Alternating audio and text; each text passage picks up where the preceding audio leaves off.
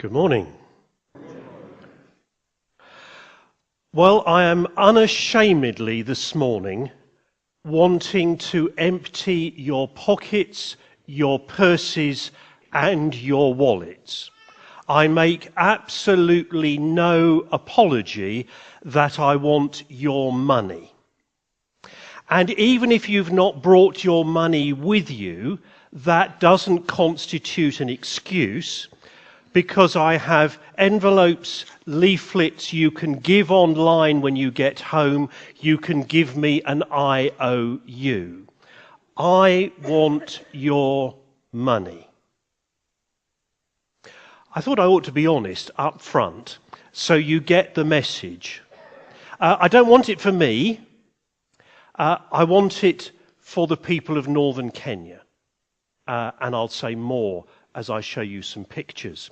At the end of February, seven of us from Bishop Stephen's staff team went to Kenya. We were there to celebrate the 40th anniversary of our partnership started. It began in 1978, and so we were there this year to celebrate 40 years. We went to all 5 of our partner dioceses, and 4 of us had the privilege of flying up to Marsabit and seeing for ourselves the context in that part of Kenya. During my time there, since I've come back, I've sorted out all my photos. I've deleted all the ones that are no good, and I still have 550. So I'm hoping that you haven't got plans for lunch. No, I'm only going to show you a few, but if you want to see some more, you would be welcome to come and visit. But before showing you pictures, I want to put what I'm going to say in the context of our reading for today.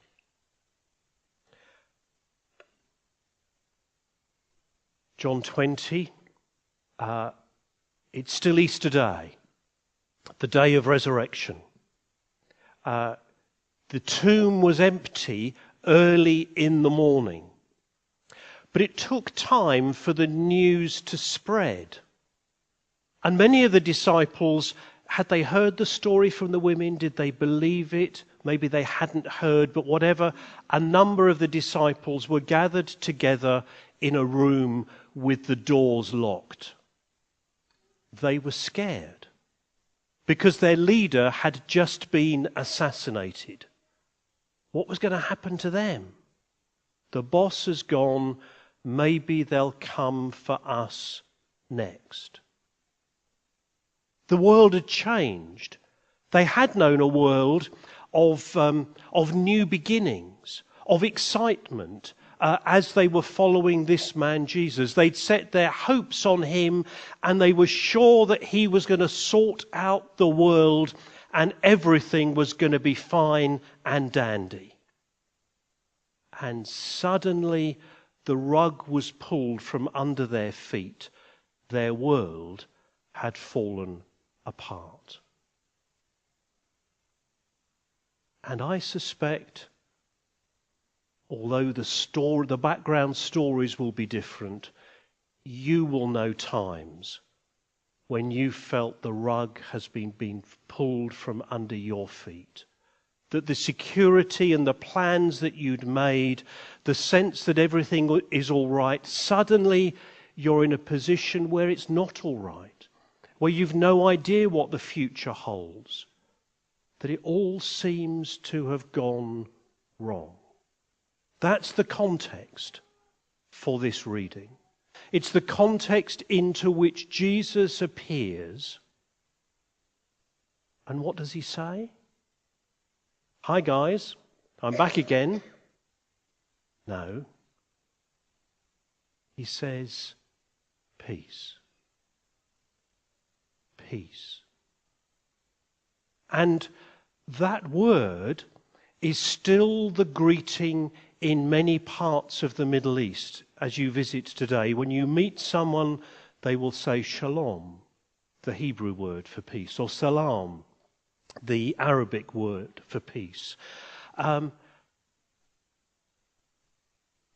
Oh, and we're talking about Kenya.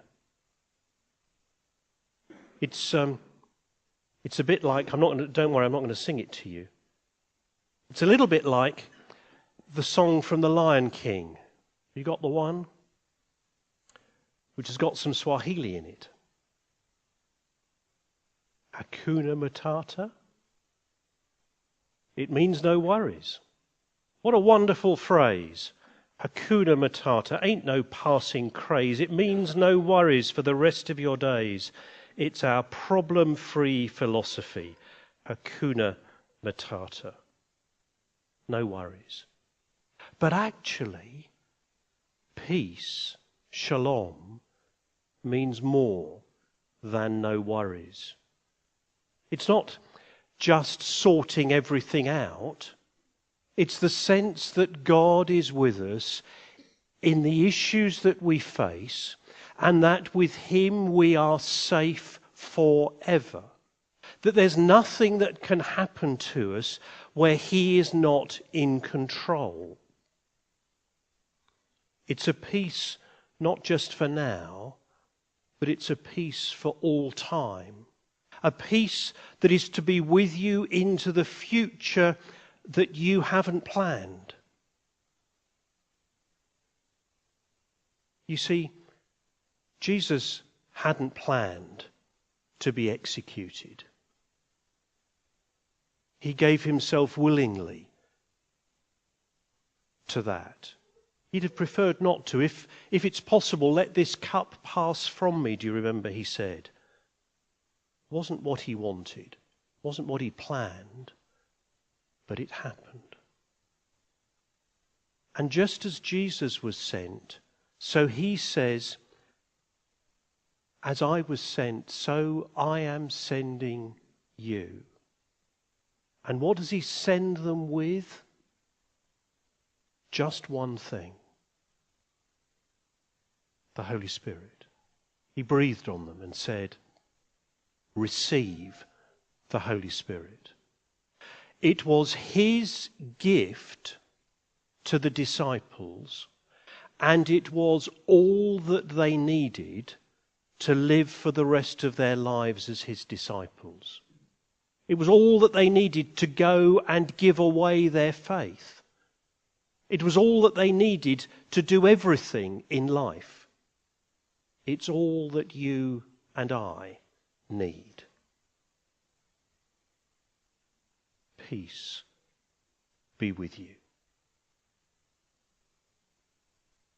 And in that peace, what do the disciples do? They rejoice. They're thankful. So our theme for this morning is peace in adversity, gratitude always, and generosity from poverty. Well, actually, I want you to be generous from your wealth as well. Let me show you some pictures. This is the group of four of us. You can see Jenny Tomlinson, me, Bishop Stephen, and Archdeacon Elwyn. This is at the international airport in Marsabit, where there is a landing strip and nothing else. We flew up on a Missionary Aviation Fellowship plane, and they balance the plane according to weight. It's very embarrassing when you arrive at the airport. You stand on scales with your luggage in full view of everybody, and then they allocate seats so that the plane is balanced. Elwyn got to sit up with the pilot. That's him with the headphones on. Oh, my pointer just is working just up here. We were a bit scared having him sitting up front, but he enjoyed it. We got the most beautiful view of Mount Kenya as we flew north, which is unusual. You can go to Kenya many times and never see the top of Mount Kenya. It's often hidden in cloud. But then, taken out of the plane window, is this. What is it? Not a road, it's a dried up riverbed. This is a place where rain has been in short supply. You should get rains in that part of the world twice a year, November, December, March and April. And it should be enough rain to replenish the water sources, to enable people to grow crops quickly, because the sun will soon dry out the land. They have to be crops that grow quickly. It should be enough to allow those who live a pastoralist lifestyle, nomadic lifestyle, their herds following where there is water and where there are crops, it should enable them to survive. At the end of last year, there'd been no rain in this part of Africa for 18 months. And then there was much rejoicing. There was some rain in November, December last year, but it didn't last. It wasn't enough. It didn't refill the watercourses, didn't produce enough rain to grow crops. Here's some statistics from a notice in the Diocese of Marsabit. The photograph is us meeting with almost all the clergy in the diocese. There are 28 clergy. I think there are 21 of them in that picture. Notice the distance. It's a diocese roughly the size of England with just 15 parishes, 50-odd churches. A huge area, a very small population. And one of the things we were doing there, Archdeacon Elwyn in the West Ham Archdeaconry had raised money for a motorbike. This is Bishop Campeche blessing the bike, and the bike was then driven off by the Reverend Silas to the town of Sololo, just a couple of kilometres from the Ethiopian border. He's an archdeacon as well as a parish priest. He has to travel huge distances between his churches and congregations. And before the motorbike, how did he do it? Well, either on a bicycle or he walked.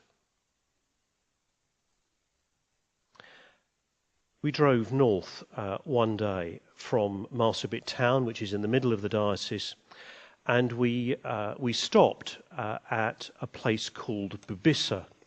Bubissa means heavy wind. Isn't that a lovely adjective? A heavy wind. It's a really windy place. It was windy when we were there, but we were told actually this was quite a calm day. This is an ordinary nomadic house. Looks to us really primitive. We wouldn't like to live in that, would we? But actually, come inside. Here's the lady of the house, sitting. Don't know what strikes you from her face, but I think she's sitting in peace. Top left is the roof, a beautiful work of art. This is where real life can go on. It's not awful. That's how it is.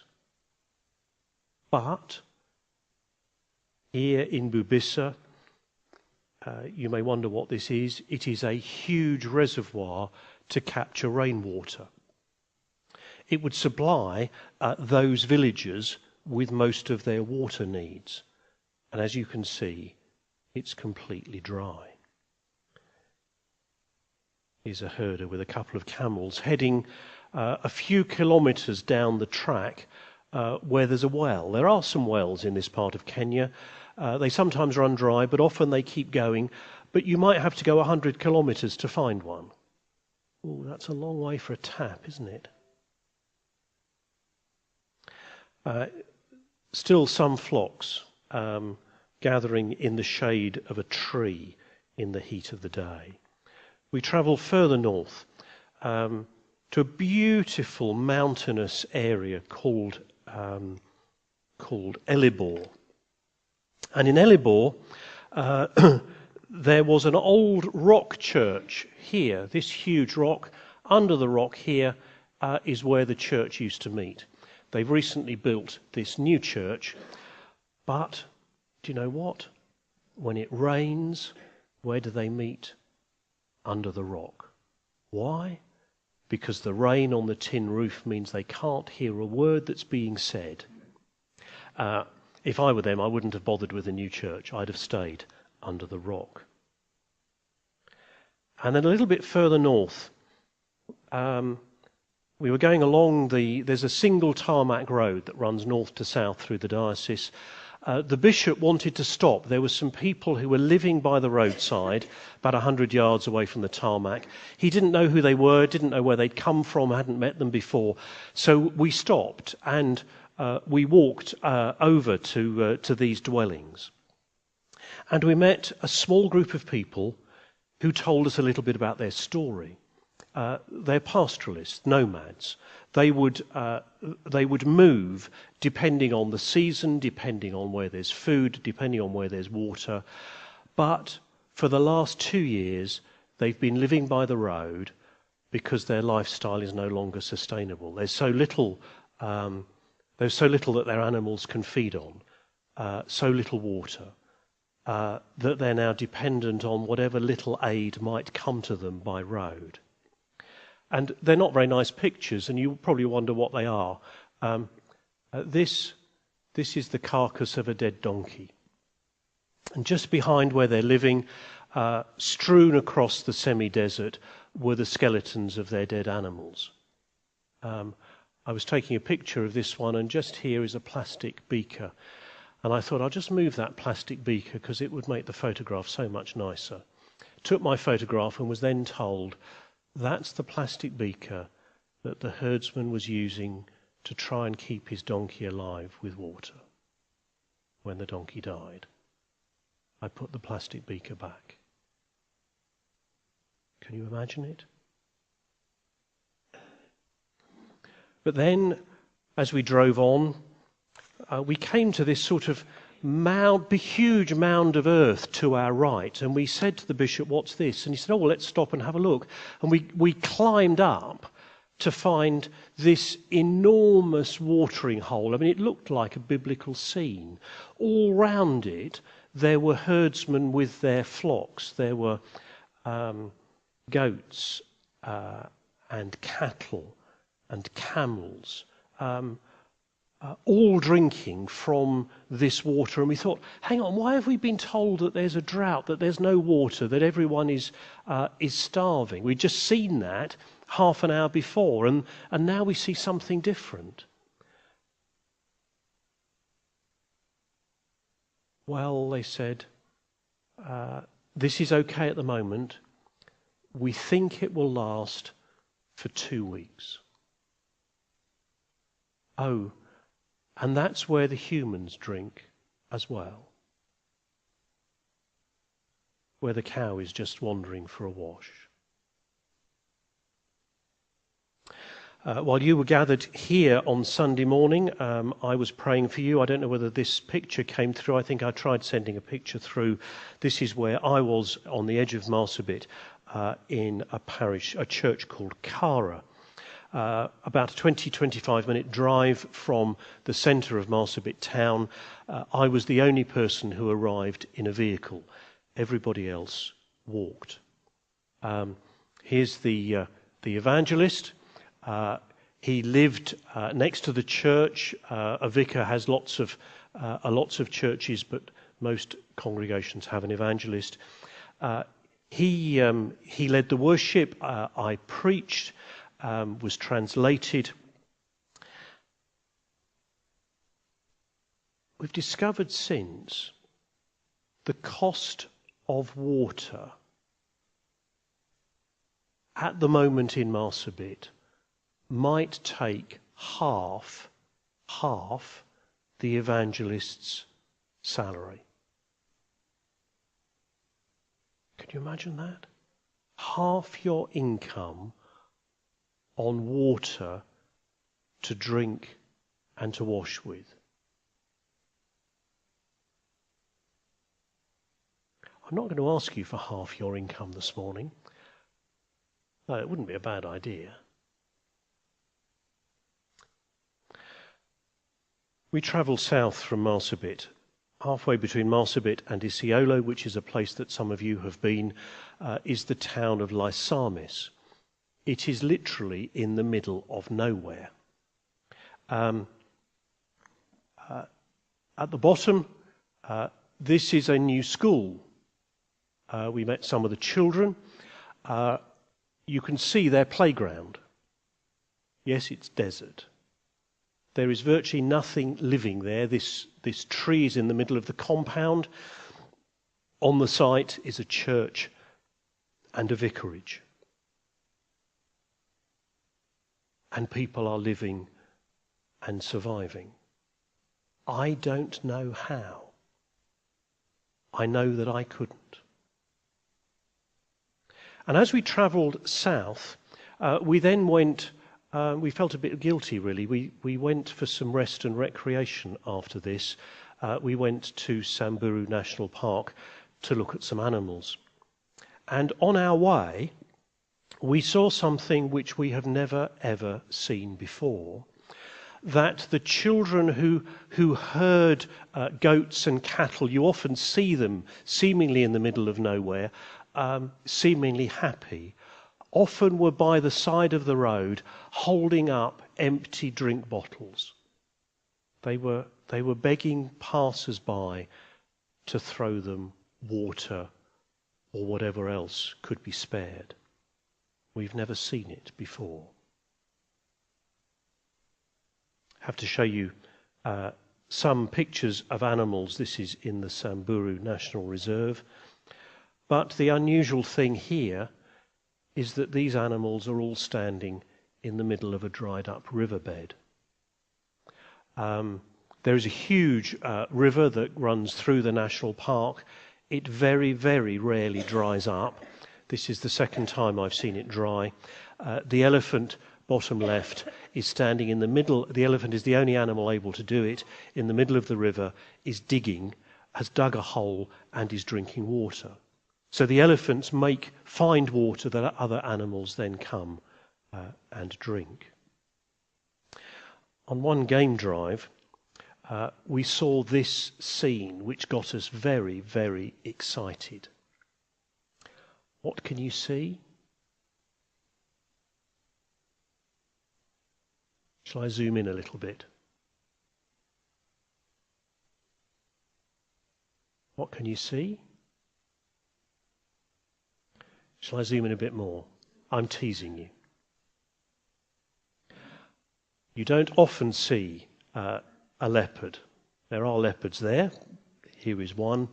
This leopard was having a siesta under a tree.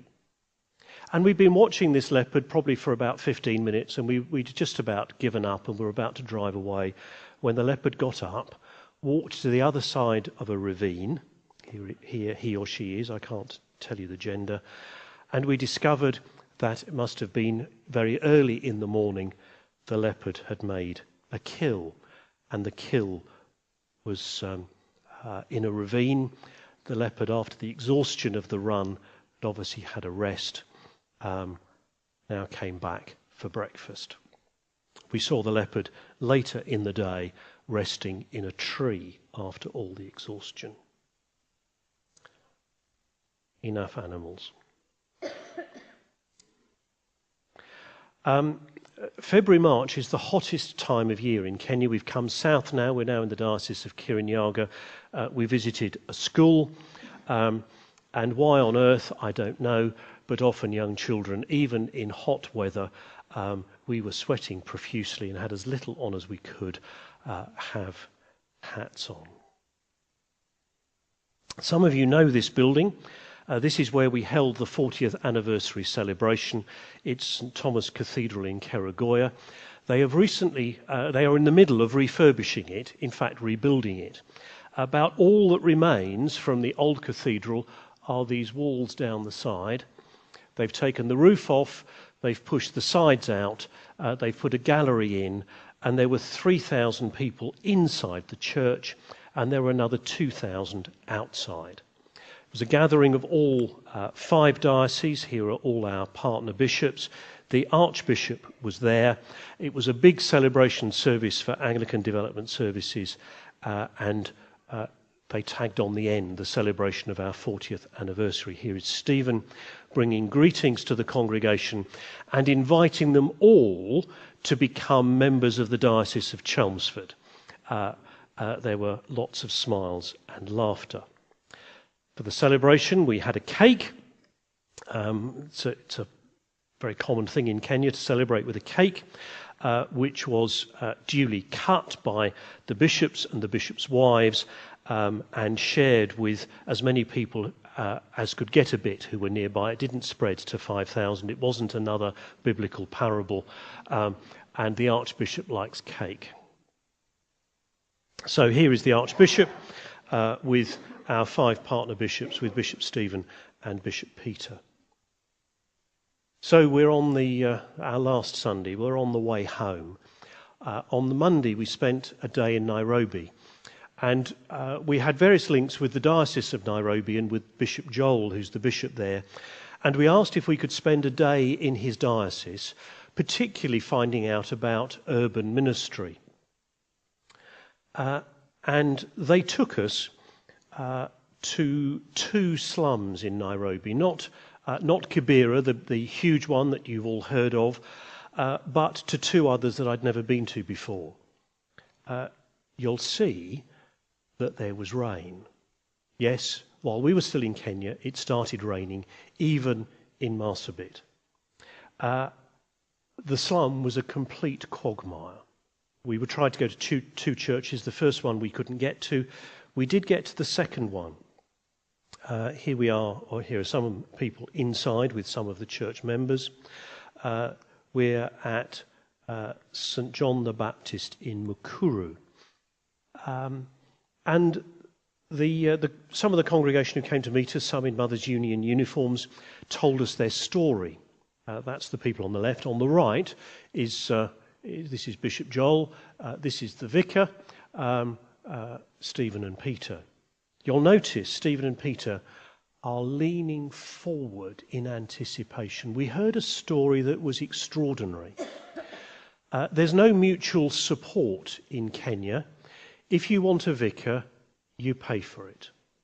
These people pay for their vicar. They're living in a slum. They have almost nothing.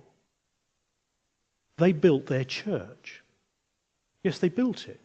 It's a very nice stone building. Out of nothing.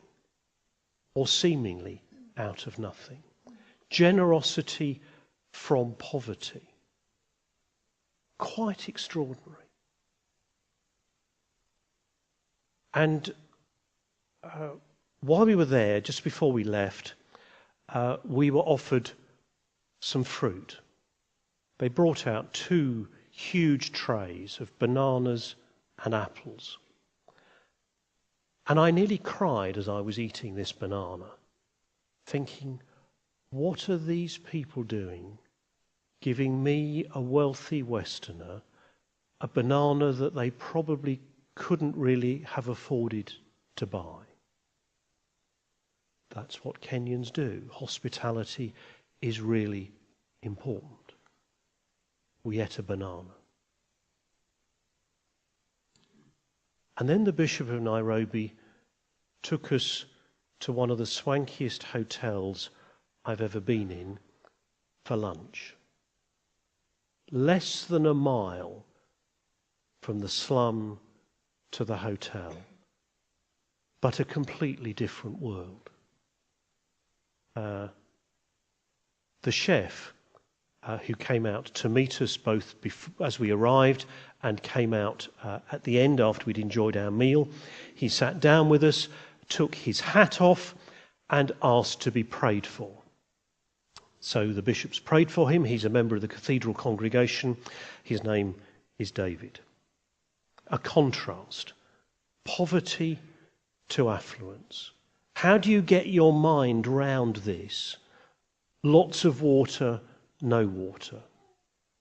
Well, we're pleased to say there has been more rain. This was a picture sent to us after we got home on the 28th of March. This is a flooded river in the Chalmsford desert. Actually, this brings all sorts of... You can see that there are trees in the middle of the river.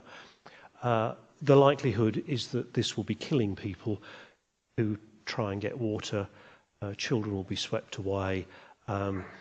It's both wonderful and possibly horrific. Well, what do we make of the reading in the light of the images? Jesus says to all humanity, peace be with you. We saw people living peacefully with absolutely nothing, and with no knowledge where the next drink of water or the next bowl of food was going to come from. I don't think I could live like that. We saw people who have so little who are thankful for everything. You cannot have a cup of coffee or a drink of Coke without the Kenyans stopping and saying grace. We might remember to do it for meals. They will do it for absolutely everything because they are so grateful for everything they have. How much do we take for granted? And wherever we went, we found vibrant faith, a people who were evidently filled with God's Holy Spirit, who were living the Christian life, who were being disciples themselves and drawing other people in by their witness and by their generosity. It was a humbling experience. And so in the Bishop's Lent appeal this year, we are trying to buy the Diocese of Marsabit a tanker, a water bowser, a vehicle that they can fill up with water, because you can always get water in Marsabit town. It's always possible. You have to pay for it, but you can get it. So that they can then take it to rural communities where there may be nothing. And even if the rain continues twice a year, God willing it will, but it might not. Even if it does, in the dry seasons this will still be useful to them. So, please would you give? We need £60,000. The Lent appeal has never raised more than £38,000, so this is a big ask. Learning from Jesus, learning from the church in Kenya, having an opportunity today to respond. And of course, I must say, it's just possible that what you might be able to give could be something very, very small. It might just be a banana. God will honour that. May we know peace in the adversities we face. May we be a people who show gratitude, who thank God for everything. May we be a people who, whether from wealth or poverty, are generous to God and generous to our brothers and sisters. Amen.